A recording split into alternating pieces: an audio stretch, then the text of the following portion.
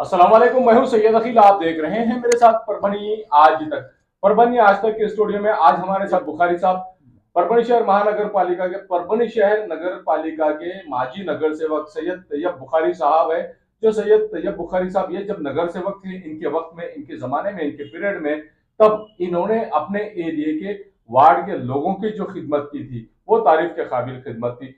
जहां पर बारिश हुई थी, अतिवृष्टि हुई थी, अतिवृष्टि का जो मुआवजा था वो जिस तरह से यहाँ पर तैयब बुखारी साहब इन्होंने इनके एरिया के लोगों को दिलाया था, और इंसाफ ऐसा कि नगर सेवक अगर कोई हो तो वो सैयद तैयब बुखारी साहब जैसा हो, ऐसा यहाँ के लोग मानते थे। अब आने वाले परभनी शहर महानगर पालिका के इलेक्शन में प्रभाग नंबर 8 से सैयद तैयब बुखारी साहब ये अपनी किस्मत आजमाने वाले हैं। और किस्मत जिस तरह से ये आजमाने वाले हैं, हकीकत में ये किसी भी पॉलिटिकल पार्टी से अपना नामांकन फॉर्म नहीं भरने वाले हैं। अपक्ष अपना उम्मीदवारी सिर्फ एक ही उम्मीदवारी अर्ज भरने वाले और खुद के लिए ही सिर्फ एक वोट मांगने वाले हैं।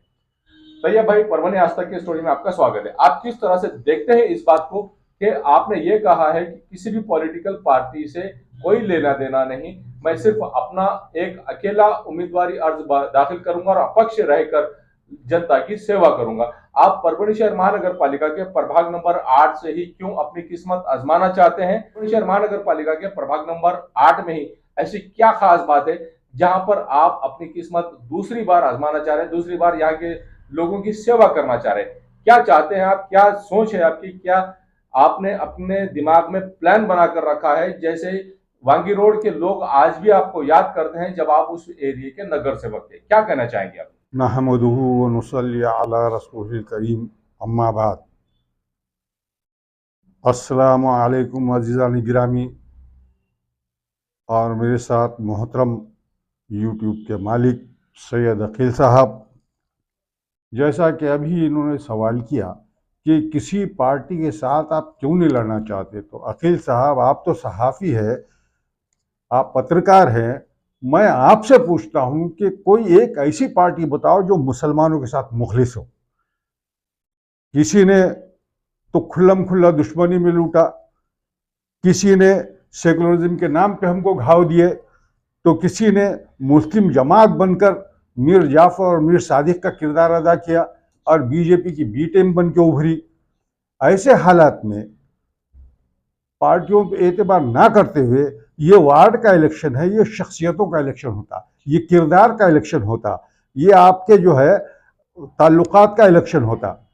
तो अल्हम्दुलिल्लाह यहाँ पे लोग अकीदत भी रखते हैं, एहतराम भी करते हैं।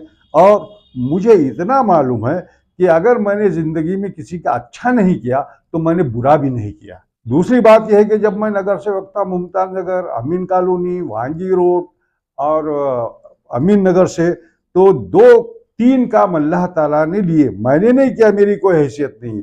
पहला काम तो ये कि मुमताज़ नगर की मस्जिद का जो ओपन स्पेस था, जो करोड़ों की कीमत का उस वक्त था, वो मैंने अपने पैसे से जनरल बॉडी के मीटिंग के मेंबरों को जो भी करना था वो करके मस्जिद के नाम पे कराया। माशाल्लाह। दूसरा, अमीन कॉलोनी में एक ओपन स्पेस था जिसको पे 2 नर्सें और एक देशमुख साहब है, वो बेचना चाह रहे थे, प्लाट निकाल दिए थे। मैंने जो है अपने सारे ज़राए को इस्तेमाल करके वहाँ पे ईद की नमाज शुरू की, वो आज तक वो ईदगाह कायम है अमीन नगर में। माशाल्लाह।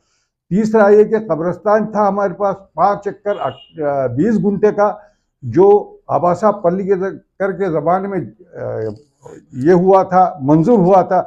लेकिन हमारे ही कुछ भाइयों ने ये लिख के दिए कि भाई ये कड़क ज़मीन है, नरम ज़मीन चाहिए। जैसे रेडीमेड कपड़े की दुकान पे हम जाते, लाल रंग का शर्ट नहीं चाहिए, सफ़ेद रंग का दो, तो वो उन्होंने सियासी खेल खेल के इसको दफना दिया था।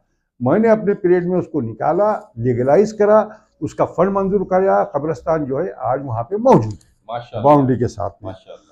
और इसके अलावा अब मैं इलेक्शन क्यों लड़ना चाहता हूँ, एक सवाल आपका ये है।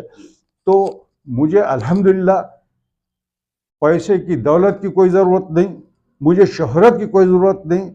सब चीज़ों से मैं जो है अल्हम्दुलिल्लाह मुस्तफ़िज़ हो चुका, और न कोई कॉन्ट्रैक्टरशिप और गुत्तेदारी की मुझे ज़रूरत है। मैं लड़ इसलिए रहा हूं कि आज के वक्त में मैं ये देख रहा हूं कि इलेक्शन लड़ना और नुमाइंदगी करना मेरा फ़र्ज़ है। अपने फ़र्ज़ की अदायगी के लिए मैं तन मन धन से इसको लड़ूंगा और अल्लाह तबारक व तआला की ज़ात मुझे इस कामयाब करेगी इसमें। और 4 वोट देने का हक है तो अजीज़ान गिरामी, मैं ये इल्तिमास करूंगा 3 वोट आप किसी को भी दे, 1 वोट मुझे दे, ये मान के चले कि जितने उम्मीदवार आएंगे जिनके नाम अभी वाजे नहीं, वो सब मुझसे बेहतर है, सब मुझसे अच्छे, मैं सबसे निकम्मा, मैं सबसे खराब हूं। लेकिन एक बात का यकीन दिलाता हूं पूरी तरीके से कि मुझे वोट देख के आपको अफसोस नहीं होगा, पछताना नहीं पड़ेगा। अब मसला इलेक्शन का है तो ये तो ऐसा है कि एक आग का दरिया है और डूब के जाना है और उसकी तैयारी है। लोग दिया जलाकर बामो दर में रखते हैं, लोग दिया जलाकर बामो दर में रखते हैं और हम उसी दिए को रह गुजर में रखते हैं। समंदरों को भी मालूम है हमारा मिजाज, हम पहला कदम ही भंवर में रखते हैं। या यूं समझ ले कि तूफान कर रहा था मेरे अज़्म का तवाफ और दुनिया समझ रही थी कि कश्ती नजर में है। अल्लाह रब्बुल इज़्ज़त से यकीन कामिल है और पुख्ता यकीन है कि इंशाअल्लाह अगर मेरी नीयत खालिस होगी, मेरा जज्बा सही होगा तो कामयाबी मेरे कदम चूमेगी, सिवाय खुदा के कोई ताकत मुझे हरा नहीं सकती। परभणी शहर महानगर पालिका के प्रभाग नंबर 8 को ही आपने क्यों चुना है, जबकि परभणी शहर में ऐसे कई प्रभाग है जहां से आप अपनी किस्मत आजमा सकते हैं, जहां पर आप अपनी खिदमत अंजाम दे सकते हैं अल्लाह और अल्लाह के रसूल के लिए, जो आपने खालिस नियत की है कि सिर्फ और सिर्फ लोगों की खिदमत, आवाम की खिदमत। तो आवाम की खिदमत के लिए आप किसी और वार्ड से भी आप इलेक्शन लड़ सकते हैं और चुनकर आ सकते हैं। बासलाहियत इंसान है, आपको लोगों ने देखा है और आपकी बातों पर लोग एतमाद भी करते हैं। आप सिर्फ प्रभाग नंबर 8 ही क्यों अपनाना चाहते हैं, और दूसरे अगर वार्ड से आपको मौका मिला तो वहां पर आप जाने की कोशिश करेंगे क्या? अच्छा सवाल है आपका। उसका जवाब ये है कि बुनियादी तौर पे कोई कहीं जाए तो पहले ये पूछा जाता आप कहाँ के। इसका तजुर्बा मुझे है, मैंने मुमताज नगर से लड़ा, अमीन कॉलोनी, वांगी रोड वगैरह से, तो ये सवालात आता था। प्रभाग नंबर 8 से इस बात पे लड़ना कि मेरा घर है, मेरा कबीला आबाद है, मेरे वालिद की वहाँ रियाज थी, तो ऐसी मुकद्दस मेरे लिए वो मकान है मेरे वालिद के हवाले से, तो मैं इस वार्ड को तरजीह देता हूँ। जब मुझे काम ही करना, मैं तो पूरे शहर के लिए करूँगा, लेकिन खुसूसन ये जो मेरा वार्ड है यहाँ से मैं इसलिए लड़ना चाहता हूँ। जब आप नगर सेवक थे तब आपने अभी एक बात ये कही है कि पूरा शहर ही मेरा है और पूरे शहर के लिए मैं काम करता हूं, तो आपको वही आपकी एक बात याद दिला दूं। आप जिस वक्त सम्मानीय नगर सेवक थे उस वक्त आपने सिर्फ आपके वार्ड के लिए नहीं बल्कि आपने शहर के हर वार्ड के लिए काम किया है। शायद आपको याद नहीं होगा, हो सकता है जो खादिम लोग होते हैं, जो खिदमत गुजार होते हैं, उन्हें कुछ ऐसी अच्छी बातें याद नहीं रहती हैं, लेकिन हम जैसे जो लोग हैं, जो ऑब्जर्वेशन करते हैं, जो मुशाहिदा करते हैं, इन्हें ये सब बातें याद रहती हैं। आपको ये बात याद दिला दूं कि आपने परभणी शहर के हर एरिया के लिए वह आवाज उठाई और डेवलपमेंट के लिए आवाज उठाई। क्या कहना चाहेंगे आप? वो तो मेरा फर्ज था, मुझे करना चाहिए था।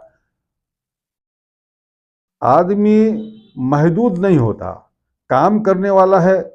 शेख सादी रहमतुल्लाह अलैह ने कहा था, बड़ी वसी बात है कि हर मुल्क के मास्त के मुल्क खुदा मात, सारी सरजमीन खुदा की और सारी सरजमीन हमारी है। इसी तरीके से पूरी परभणी हमारी और परभणी में कहीं भी काम कर सकते। परभणी शहर महानगर पालिका के लिए कोई पार्टी, कोई भी पॉलिटिकल पार्टी अगर मौका दे या आपको जबरदस्ती ये कहे, आप पर प्रेशर डाले कि भाई आप हमारी पार्टी से ही टिकट फाइनल करके आप लड़ें या हमारे ही पैनल में आप आ जाए, तो ऐसी सूरत में आपकी क्या शर्तें होगी, आपका क्या मिजाज होगा, आप क्या प्लानिंग बनाकर बैठे हैं इस बात के लिए?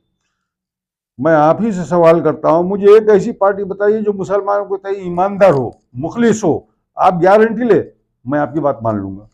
नहीं, हकीकत में ये बात नहीं है कि मुसलमानों से कोई भी पॉलिटिकल पार्टी, चाहे वो कोई भी पॉलिटिकल पार्टी रहो, ये मुसलमानों से मुखलिस नहीं है। लेकिन मुसलमानों को अपना जो मतदाता है, इन्हें ही अपनी हैसियत का पता नहीं। जो वोट डालने वाले लोग हैं, इन्हें ही इस बात का एहसास नहीं है कि हमने ऐसी शख्सियत को वोट देना चाहिए, ऐसे व्यक्ति को वोट देना चाहिए जो किसी पॉलिटिकल पार्टी से ताल्लुक रखे या ना रखे, लेकिन हमारे लिए डेवलपमेंट का काम करे, हमारे लिए विकास का काम करे, हमारे लिए तरक्की का काम करे, हमारे लिए फलाह और बहबूदी का काम करें। बस इसीलिए कई लोग ऐसे हैं जो पॉलिटिकल पार्टियों को किनारा कशी करते हुए अपने आप को एक अलग पैनल बनाकर, परभनी विकास पैनल बनाकर बोलो, या अपने आप को जिस तरह से अपक्ष उम्मीदवार के तौर पर उभार कर ही यहाँ पर अपना वोट हासिल करने की कोशिश कर रहे हैं। कई ऐसे नाम हैं जो हम आपके इस इंटरव्यू में लेना पसंद नहीं करेंगे, इसके लिए लेना पसंद नहीं करेंगे कि वो लोग होशियार हो जाएंगे जो इनके नाम सुनकर अपने आप को कहीं पर महदूद करना चाह रहे हैं। क्या कहना चाहेंगे इस बारे में आप? जहां जज्बा हो, जहां नीयत खालिस हो, तो फिर ये नहीं देखा जाता है कि क्या रिएक्शन होगा, कौन आएगा, कौन जो है डराएगा। और एक मैं बता दूं, मेरी सबसे बड़ी कमजोरी ये है, आपने बता इससे पहले पूछा था कि आपके ऊपर प्रेशर आएगा, दबाव आएगा, तो मेरी कमजोरी ये है कि मैं प्रेशर को कबूल नहीं करता और मैं डरता नहीं। डरता हूं मैं सिर्फ खुदा की ज़ात से, जिसके हाथ में पूरी कायनात का इख्तियार है, करने वाली ज़ात अल्लाह की। अल्लाह मेरी मदद करेगा। और जैसा पहले मैंने कहा, वो अजीज़ान गिरामी, सामीन किराम और नाज़रीन किराम, आपको 4 वोटों का हक है। 3 वोट बिलाशुबा आप किसी को भी दे, 1 वोट मुझे दे। हकीकत में सैयद तैयब बुखारी साहब, इन्होंने जो परभनी वासियों की खिदमत अंजाम दी है उसमें एक बहुत बड़ा नाम आता है।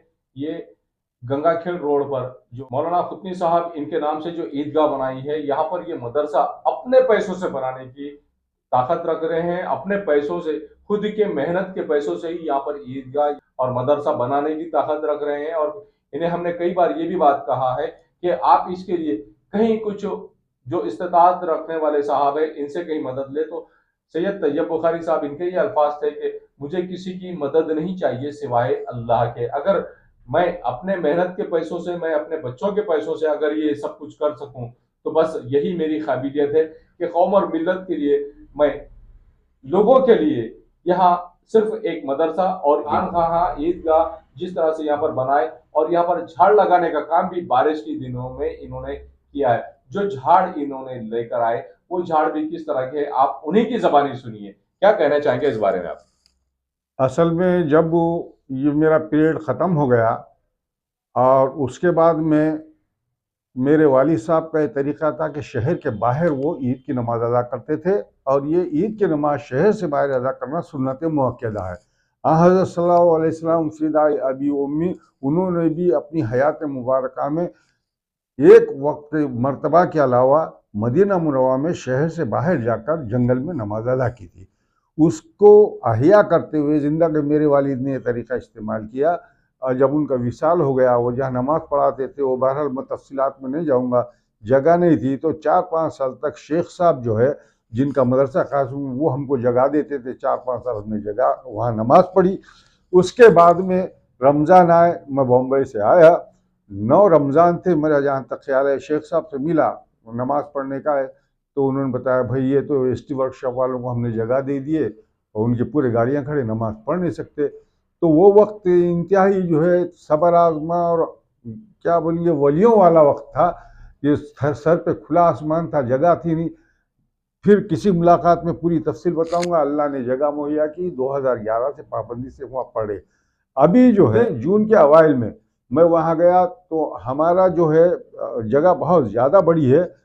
एक हिस्से में 4-5 चक्कर में वहाँ बबूल के झाड़ ऐसे आ गए थे जैसा बबूल बन है, और वहाँ पे फहाशी और दीगर गैर अखलाकी हरकतें हो रही थी। तो मैंने जीसीबी मशीन लगाकर 471 घंटे मशीन चलाया, सबको निकाला, आजू बाजू उसका पहाड़ी टाइप ऊंचे टीले बनाए और उसके अंदर 2000 सागवान के दरख्त लगाए, जो 55 रुपये का एक आका था। ऐसा जुमला जो है 5.5 पौने 6 लाख रुपये हमने 2 महीने पहले खर्च किए।